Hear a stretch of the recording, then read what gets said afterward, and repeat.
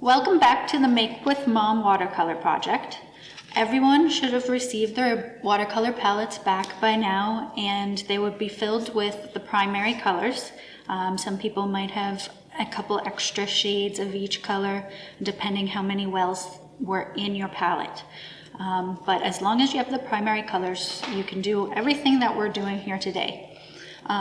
Make sure you have a little bowl of water, and we're going to try a couple techniques as well, just to show you some little fun things you can do with watercolor, maybe in the background of your painting or even on the petals of a flower.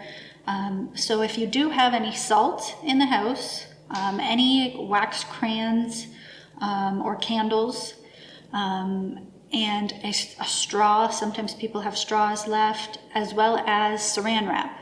One of the things, just a tiny little piece of saran wrap will do, and I'll show you some fun things at the end to do with those. In the meantime, let's start with the techniques to paint with watercolor itself. There are two ways.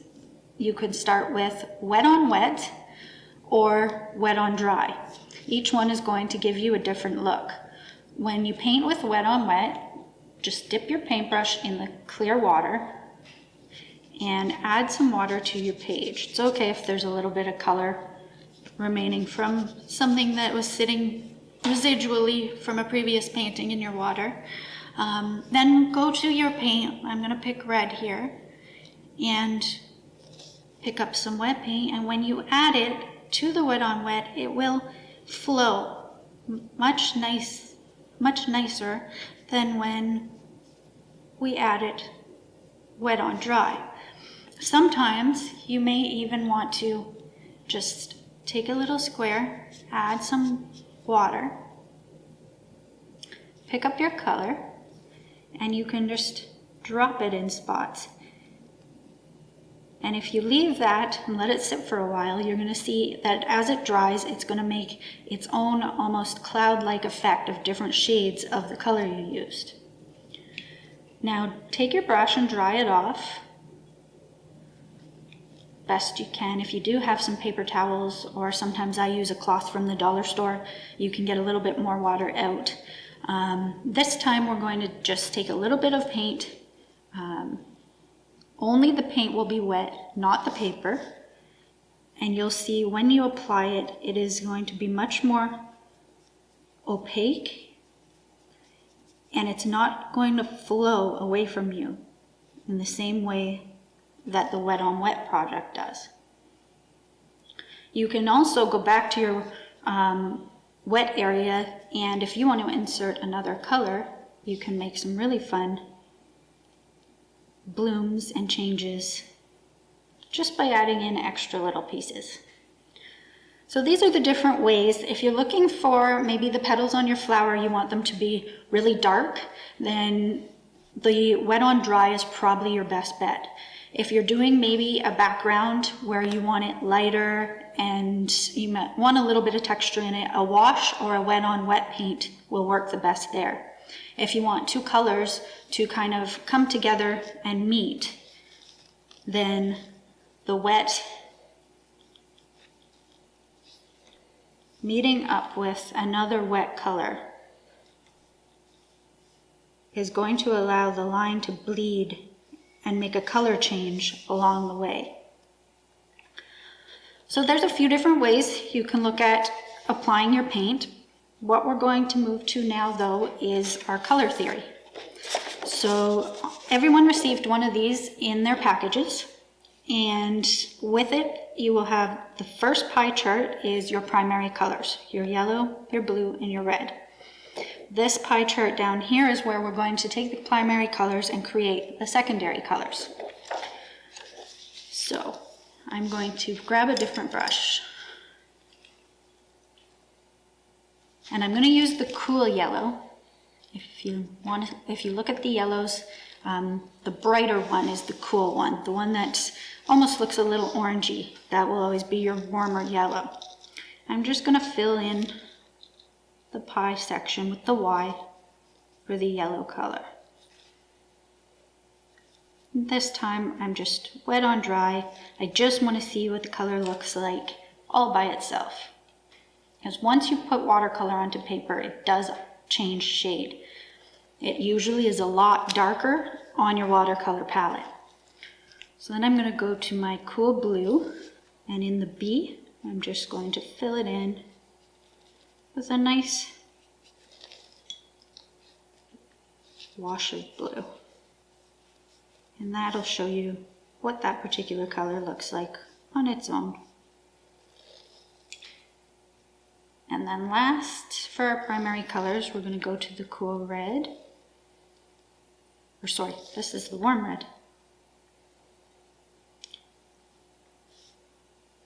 And we'll do the same and just fill in our section. As you can see, the red paint is a lot more opaque than the yellow and the blue. And this, a lot of it has to do with the chemical compounds when they create the paints. So now if you go down to your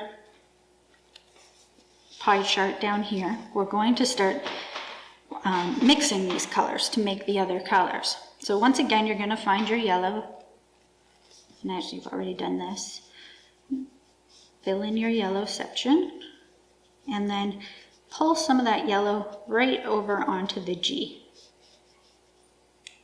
And once you've done that, yellow and blue will make green, and the G is for your green. So let's go grab a little bit of blue and lay it over top of the G. And that will change color and become a version of green as it dries for you. Now I'm going to grab the blue. That's a little darker than that.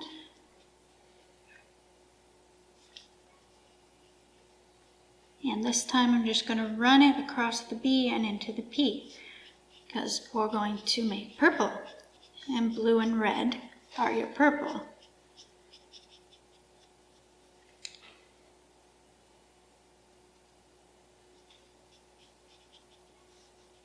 Just get it nicely covered. Make sure it's still a little damp when you go back in with your other color, because once it dries, it's not going to make the same mixing effect. And we'll add the red onto the blue. As you can see, there is a bit of purple coming in, but that red is a very opaque red, and it's actually staying more red than purple. So I'm going to go back to my blue before it dries and add a little more just to bring the purple out more. And then we're going to move over to the red. Fill in the R and over to the O. And we're going to make orange. And red and yellow make orange. I don't think I have quite enough water there, so we'll add a little bit more. Make sure there's enough for the yellow paint to mix in with. And as you can see, layering that on top, as it mixes in, it turns into an orange. Now, on most of the palettes, you've received both a cold and a warm color for each primary color. You can see here we've got our warm red and our cool red, our warm blue and our cool blue, and our warm yellow and our cool yellow. When you go to your painting for your flowers, sometimes you'd like to keep to a certain color scheme. So we call, in a specific painting, we would say we're using a cool color palette. And so this here is an example of all these colors having been mixed with a cool color palette. And this example here shows that they were mixed all with the warm color palette. What we have also included in your kits is a color mixing challenge. And there's a little square, and on top of every square you'll see the cool color mixed with the warm color, or the cool color mixed with the cool color, And if you take the time, it's kind of fun just to play with it. And you pick your cool yellow, and we go in, we just fill the square. You don't even have to stay in the lines. This is all just fun and practice. And everybody likes to color outside of the lines. And then we'll come in with a warm blue and see the color green that makes.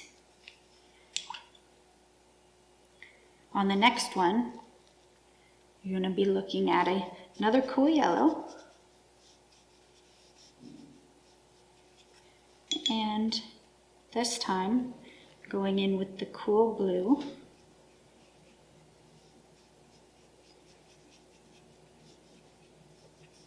You can keep seeing the shades change. I think I need a little bit more of the warm blue back on this one, because they're kind of looking similar. There's a whole bunch of squares here to make different shades of green, different shades of orange, different shades of purple. Have fun with it. There's extra space if you just want to play around, maybe mix your own colors. Sometimes you can just create your own versions of each color. So take your time with that, enjoy, play with it. Remember, you don't have to color inside the lines. And while you're working through these, maybe it'll help you decide if you want to use a specific color palette, whether it be a warm color or a cool color palette. I'm going to set those aside. Here's an example of a finished mixing challenge. And then I'm going to show you a few interesting things before we actually go to the flowers. If you want to make a wash in a background, I always just take a lot of water and run it across the top of a page. And you can get it pretty wet. Now you don't ever want to make a huge puddle on your watercolor paper, because if you do, you will end up with a lot of warping. A lot of warping after everything dries. As it dries, it kind of pulls together. Now I'm just going to choose, let's say blue was a sky color for the image I was painting, and I'm just going to drop it in along the top of the line. Maybe a few little specks here and there. And you can see how, as it dries, you would have little clouds in the air. You can make a thicker line, you can bring it down. And this just makes a light wash all in the back. So a lot of paintings, like when we look at our flowers, you'd like to fill in the background with something, maybe a light wash, or maybe some of the techniques we're going to learn right now. One of the things that I like to do a lot is to take a color. I'm just going to make a square to show you how it will work. You take your color, you lay it down fairly thick, and you can do this, it can be wet on wet or it can be wet on dry. And then if you have that little piece of saran wrap around, scrunch it all up, doesn't matter what shape it's in, and lay it on top. And press it down into your paint, and then don't touch it. Just set it down, and you can set it aside. Now I'm going to show you, while that's drying, another technique for texture. These will all make texture in your, whether you want to put a texture in the background, in your leaves, in your petals. It allows you to put a lot of different techniques into just one single painting using the colors that you have provided for you. This time I'm going to take a blue, and once again, just make a square. Made this one a little more transparent. And I have a little dish of salt here, and I'm just going to sprinkle the salt into the paint. And as you can see, the paints react to the salt. So everywhere those little granules of salt hit the paint, it kind of moves away from it. And you can let that dry, and it's personal preference. Some people actually leave the salt on, and it leaves an actual texture that you could feel on your painting, and others like to take a light paintbrush afterwards and just brush it off and see the effects that were left behind from the salt. Now I'm going to go back over here, and I think we're probably good. I'm going to lift my saran wrap, and you can see the different textures left behind in my red paint. One of the things I like this for is earth. When you're painting earth and you put that kind of texture in it, it really makes it look like maybe there's roots and things in the ground underneath your trees. Another thing is if you were to have a candle or a white or oil pastel. If you were to have a candle in the house or a white oil pastel, I'm going to use the pastel, and just draw a couple lines on your sheet. And I think this time I'll go to a yellow. And watch what happens when you paint with the paint over top of the pastels or the wax. The wax will repel your paint. And actually, once this watercolor painting is dry, you can see there's a little bit of yellow sitting on top of the crayon. If you dab that off with a paper towel, it comes off because it will not dry on top of the wax. And then that way you can have sections that you draw in white.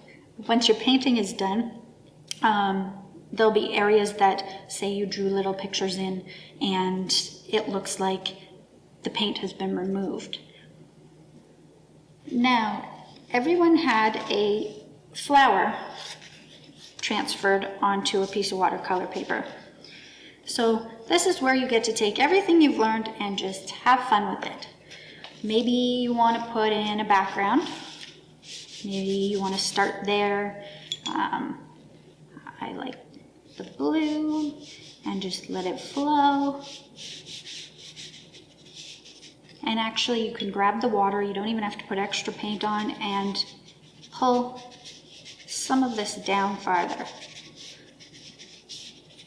And give yourself just a neat little background for your bouquet to sit in front of. And this is the area where I most likely would use my saran wrap or my salt or something just to kind of make that look a little different. You have a few different size brushes. The smaller round brushes are probably your best for the petals. I particularly, when I'm working on the petals of a flower, I like to do the wet onto the dry because it gives you a little more control over where where the watercolor is going to go. Maybe the next petal you want to be a completely different color. And if you've made it wet on wet, those two colors are going to flow together. Sometimes, if you want a more abstract look, that's actually a fun way to create something different. So let's go down to this flower, and I picked up some wet red, but now right beside it, I'm going to add some wet blue. And as you can see, that blue is going to flow into the red, and when they dry, you're going to have a petal that has a transitional color through it. And it's really neat to kind of let that happen, let the paint do what it wants, and be surprised with the outcome that you have in the end, because the watercolors can turn up some really magical transitions. As for your leaves, it's nice to kind of give a little water-only outline. And then you can go in, make a green, or if by chance there was a green on your palette, you have one. And when you go alongside in these wet sections, you're not going to flow past the stem. Now, if you want a lot more detail and your painting to look a lot darker, I would suggest taking another tiny, small brush, barely getting anything wet on it, and then when you go into your paint, get it really thick, and you can draw the little lines and details into every petal. I like to be a little more abstract when I work, but some people prefer to have a lot of detail and a lot of little lines. Actually, one of my favorite things to do is once your flowers are done, and I do them very loose and light, then I go back in with a pen and ink style, and I outline all the leaves and all the little petals, and it kind of makes all your colors pop. Another thing at the end of pretty much every painting I do is I grab one of the colors that's complementary to what I've been working on, and if you hold it by far back on the brush and just tap it lightly, you can make splatter marks of complementary colors that add a really neat effect to a finished painting. So back to our salt, you can see that where the salt was, that all the paint moved away from it, and it gives a really neat design once it has dried. A lot of the things you have to keep in mind about watercolor is the way it looks when it's wet while you're painting is not how it's going to look when it dries. The colors will change, some of it will flow and move. So having a lot of flow in your artwork when you're working with watercolor is a good idea.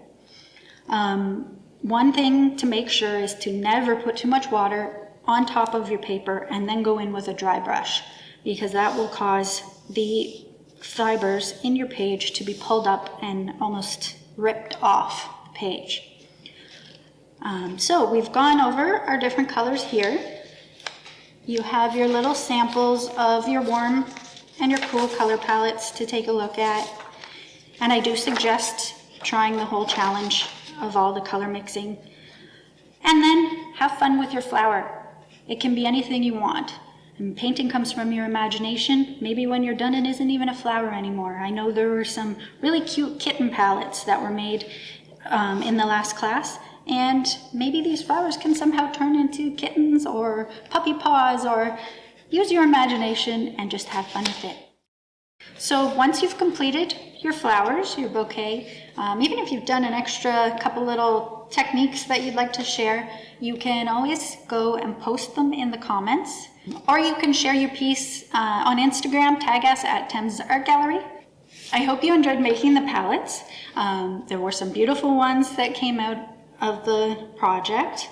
Also, we can't wait to see your paintings, maybe something beautiful that you can frame and hang up on your wall. And now with your palettes at home and the extra paint you have, take the time, play around, and become your own artist. Have fun.